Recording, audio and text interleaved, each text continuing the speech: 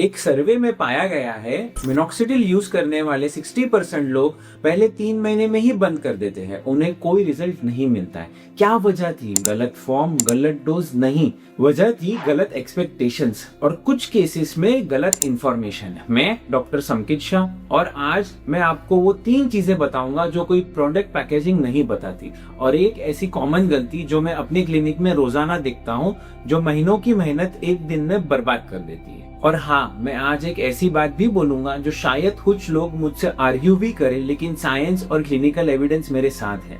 अगर आप मिनॉक्सिडिल ले रहे हैं या लेने की सोच रहे हैं, ये वीडियो एंड तक देखना बहुत जरूरी है।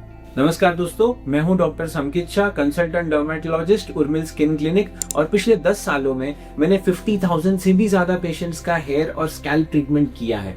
और मिनॉक्सिडिल के बारे में जो कंफ्यूजन मेरे क्लिनिक में सबसे ज्यादा आती है, वो आज हम एक बार और हमेशा के लिए क्लियर करेंगे। अगर सवाल हो कमेंट में जरूर पूछें, मैं पर्सनली जवाब दूंगा। चलिए शुरू करते हैं। पहले ये समझते हैं मिनॉक्सिडिल काम कैसे करता है। किसी भी फॉर्म की बात करने से पहले ये समझना जरूरी है कि मिनॉक्सिडिल एक्चुअली करता क्या है। मिनॉक्सिडिल ओरिजिनली एक ब्लड प्रेशर की दवाई थी। जब डॉक्टर्स ने नोटिस किया कि इन पेशेंट्स में अनएक्सपेक्टेड हेयर ग्रोथ हो रहा है, तब डर्मेटोलॉजिस्ट ने इसे सीरियसली एक्सप्लोर किया। मैकेनिज्म थोड़ा डीपर है। मिनॉक्सिडिल एक पोटेशियम चैनल ओपनर है। ये हेयर फॉलिकल के आसपास ब्लड वेसल्स को डायलेट करता है, मतलब फॉलिकल्स को ज्यादा ऑक्सीजन और न्यूट्रिएंट्स मिलते हैं, और साथ ही ये फॉलिकल सेल्स को डायरेक्टली स्टिमुलेट करता है और एनाजन फेज यानी कि ग्रोथ फेज को एक्सटेंड करता है। बालों को ग्रो करने का ज्यादा वक्त मिलता है। एक जरूरी फैक्ट बहुत लोग नहीं जानते हैं, मिनॉक्सिडिल डीएचटी नहीं रोकता। तो आपने सुना दोस्तों, मिनॉक्सिडिल डीएचटी नहीं रोकता। DHT is equal to dihydrotestosterone, वो हार्मोन जो मेल पैटर्न बाल्डनेस में फॉलिकल्स को श्रिंक करता है। मिनॉक्सिडिल उस रूट कॉज को एड्रेस नहीं करता, ये सिर्फ फॉलिकल्स को सपोर्ट करता है। इसलिए सीवियर केसेस में मिनॉक्सिडिल अकेले काफी नहीं होता है। डॉक्टर के साथ डिस्कस करें कि क्या साथ में डीएचटी ब्लॉकर्स भी जरूरी है। अब हम तीनों फॉर्म्स पर आते हैं और फोम के बारे में एक स्टडी का रिजल्ट बताऊंगा जो बहुत लोगों को जेन्युइनली सरप्राइज कर देगा। मिनॉक्सिडिल लिक्विड फॉर्म में, ये सबसे पुराना, सबसे फेमिलियर फॉर्मुलेशन है। लिक्विड मिनॉक्सिडिल सबसे पहले आया 2% और 5% कॉन्सेंट्रेशन में। इसमें एक की इंग्रेडिएंट होता है प्रोपिलीन ग्लाइकोल। ये पीजी एक कैरियर है। बिना इसके मिनॉक्सिडिल स्कैल्प के सरफेस पे ही बैठा रहता है और अंदर एब्जॉर्ब नहीं होता है। ये मिनॉक्सिडिल को अंदर ले जाता है, लेकिन साथ में एक प्रॉब्लम भी लाता है। लिक्विड के फायदे क्या है? बड़े बाल्डनेस एरिया में अच्छी कवरेज, 2% और 5% दोनों कॉन्सेंट्रेशंस में अवेलेबल, प्राइस कंपेटिटिवली कम, हर फार्मेसी में मिलता है।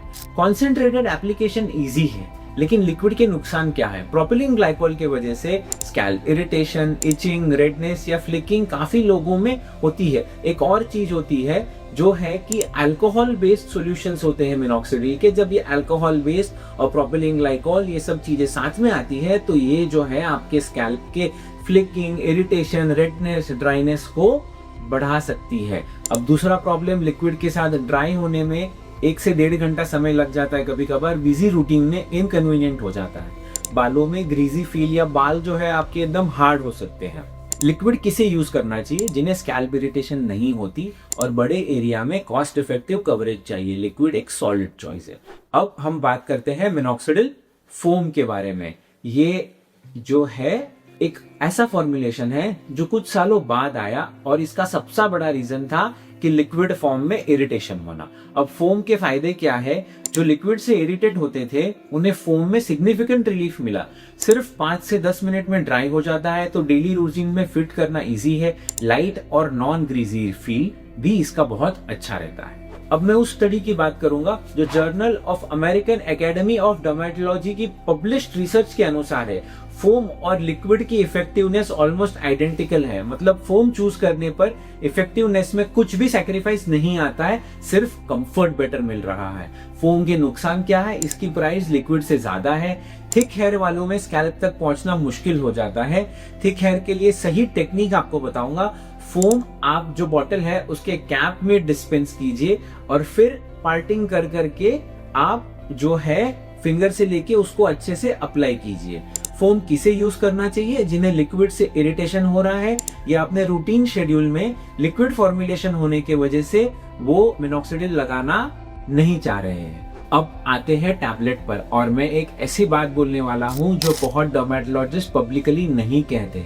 रुकिए, मिनॉक्सिडिल टैबलेट सबसे पावरफुल है और सबसे ज्यादा कॉशन वाला दवाई भी है। अब ये है वो ऑप्शन जिसके बारे में सबसे ज्यादा कंफ्यूजन है। मिनॉक्सिडिल टैबलेट यानी लो डोज ओरल मिनॉक्सिडिल। पहले एक जरूरी डिस्टिंक्शन बहुत इंपॉर्टेंट है। टॉपिकल मिनॉक्सिडिल यानी लिक्विड फॉर्म यूएस एफडीए द्वारा हेयर लॉस के लिए ऑफिशियली अप्रूव्ड है। 2% वुमेन के लिए, 5% मेन के लिए 1990s से।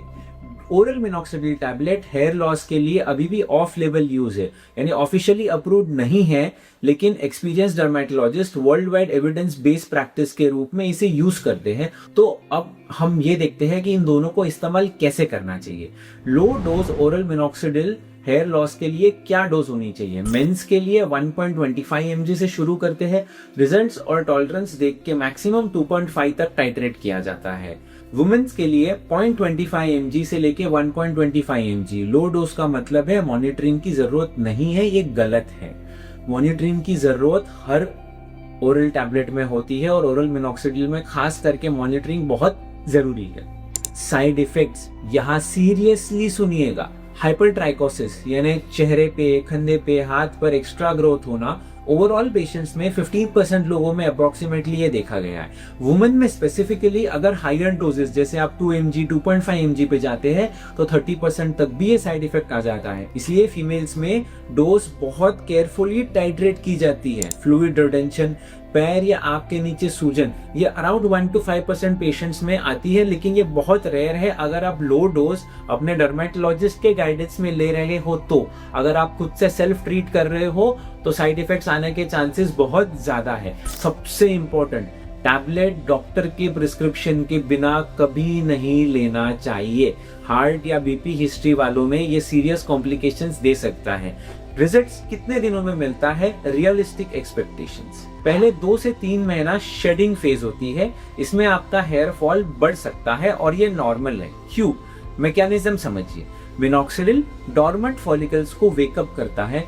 पुराने टेलोजन फेज के बालों को जो ऑलरेडी गिरने वाले थे पहले बाहर आते हैं ताकि नए एनाजन ग्रोथ शुरू हो सके। 3 से 4 महीने के बाद शेडिंग रुक जाती है, स्कैल्प एजेस पर नई ग्रोथ दिखनी शुरू हो जाती है। 6 मंथ्स में noticeable improvement majority of patients में नजर आती है। 6 महीने बाद अगर कोई फर्क नहीं दिखता है तो आपको डर्मेटोलॉजिस्ट के पास जाना जरूरी है। 12 मंथ्स फुल रिजल्ट्स असेस किए जाते हैं। डॉक्टर डिसाइड करता है कितना कंटिन्यू करना है, डोज एडजस्ट करना है या कोई अल्टरनेट अप्रोच लेना है। अब हम तीनों तरीके की चीजों को कंपेयर करेंगे एक नजर में।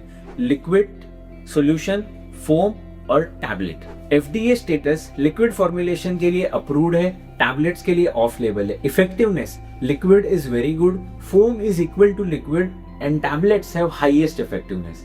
इरिटेशन का रिस्क सबसे हायर है लिक्विड फॉर्म में, फोम फॉर्मुलेशन में बहुत मिनिमल है और टैबलेट फॉर्म में इरिटेशन नहीं होता लेकिन सिस्टमिक साइड इफेक्ट्स हो सकते हैं। ड्राइंग टाइम, लिक्विड फॉर्मुलेशन में 1 से 1.5 घंटा लगता है, फोम 5 से 20 मिनट में हो जाता है और टैबलेट में तो कोई ड्राइंग टाइम का सवाल है ही नहीं।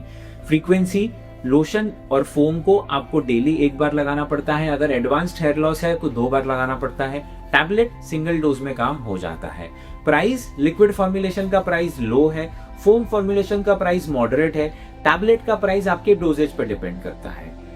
प्रिस्क्रिप्शंस, कोई भी मिनॉक्सिडिल के लिए प्रिस्क्रिप्शन मैंडेटरी है। अपने मर्जी से मिनॉक्सिडिल यूज मत कीजिए, बिकॉज ये मिनॉक्सिडिल जितना फायदा देता है उतना ही अगर गलत तरीके से इस्तेमाल किया जाए तो प्रॉब्लम भी देता है। इसलिए मिनॉक्सिडिल ओरल हो, लिक्विड हो, फोम हो, जेल हो, अपने डर्मेटोलॉजिस्ट से कंसल्ट करके ही यूज कीजिए। एक लास्ट बात, बहुत लोग मिनॉक्सिडिल करेक्टली यूज करते हैं फिर भी रिजल्ट सेटिस्फैक्टरी नहीं आते हैं। वजह अक्सर कुछ और होती है। Thyroid, iron deficiency, hormonal imbalances, nutritional gaps या मिनॉक्सिडिल का एब्जॉर्प्शन ना होना, ये सारे रीजन हो सकते हैं।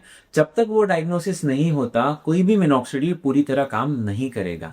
मैंने एक डेडिकेटेड वीडियो बनाई है हेयर फॉल के पीछे कौन कौन से मेडिकल कॉजेज होते हैं और उन्हें कैसे आइडेंटिफाई करें। वो वीडियो आप ऊपर के बटन पे क्लिक करके देख सकते हैं। अब कमेंट्स में बताइए कि आप टैबलेट ले रहे हैं या लोशन लगा रहे हैं, और अगर आपने भी शेडिंग की वजह से मिनॉक्सिडिल बंद किया था तो जरूर लिखिए, मैं पर्सनली हर कमेंट का जवाब दूंगा।